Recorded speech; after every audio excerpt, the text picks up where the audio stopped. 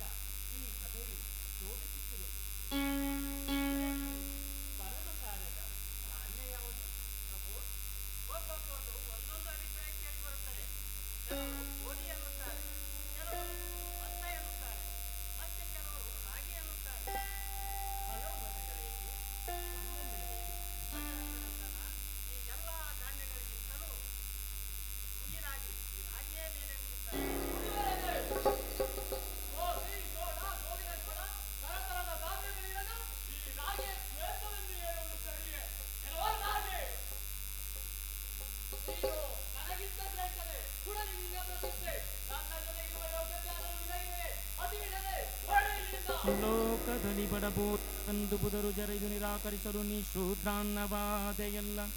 ನಿನಗೆ ಮನ್ನಣೆಗಿಲ್ಲ ನಡೆಗಿಲ್ಲಿಂದ, ನಿನಗೆ ಮನ್ನಣೆಗಿಲ್ಲ ನಡೆಗಿಲ್ಲಿಂದ.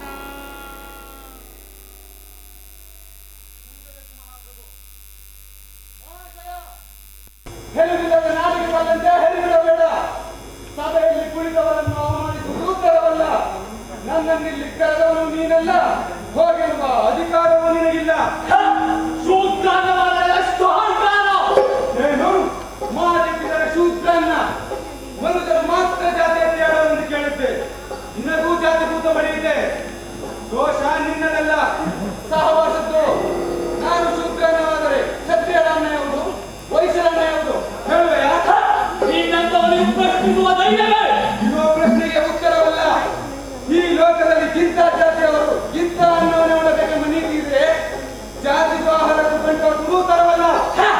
ಬ್ರಾಹ್ಮಣರ ಉಪನಯನ, ದಾವಕರ ವ್ರತ ನಿಯಮ, ಸುಮಂಗಲೆಯರ ಆರತಿಯಲ್ಲಿ ಇರುವುದು ನಾನು. ಅರಮನೆ ಗುರುಮನೆಯಲ್ಲಿ ನಿತ್ಯ ವಂದಿಸುವ ವಿಷಯ ನೈವೇದ್ಯ ನಾನು. ಬ್ರಾಹ್ಮಣರು ಉಪಯೋಗಿಸಿದರೆ ನೀನು ಶ್ರೇಷ್ಠ, ದುಡಿಯುವ ಜನ ರೈತರು ಉಂದರೆ ನಾನು ಕನಿಷ್ಠ. ಇದು ಯಾವ ಲೆಕ್ಕ? ಬ್ರಾಹ್ಮಣರು ಮಾತ್ರವಲ್ಲ, ಮದುವೆ ಮಂಗಳ ಕಾರ್ಯಗಳಲ್ಲಿ ಅಕ್ಷತೆಯಾಗಿ ನಾನು ಬೇಕು. ಛತ್ರಾಸ್ತ್ರ ಪೂಜೆಯಲ್ಲಿ ಮಂತ್ರಾಕ್ಷತೆಯಾಗಿ ನಾನು ಬೇಕು. ಪುರೋಹಿತರ ಹಣೆಯಂದಿಸಲು ಗಂಧಾಕ್ಷತೆಯಾಗಿ ನಾನು ಬೇಕು.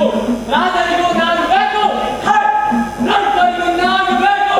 ಹೌದು ಹೌದು, ನೀನೇ ಬೇಕು. ಹೆಣದ ಬಾಯಿಗೆ ತುತ್ತಾಗಲು ಬೇಕು, ತತ್ತವರ ಶ್ರಾದ್ದಕ್ಕೆ ನೈವೇದ್ಯವಾಗಬೇಕು, ದಿನ ಕರ್ಮಕ್ಕೆ ಪಿಂಡಾಗಬೇಕು, ಕಾರ್ಯಗಳ ಬಾಯಿ ತುತ್ತಾಗಲು ಬೇಕು.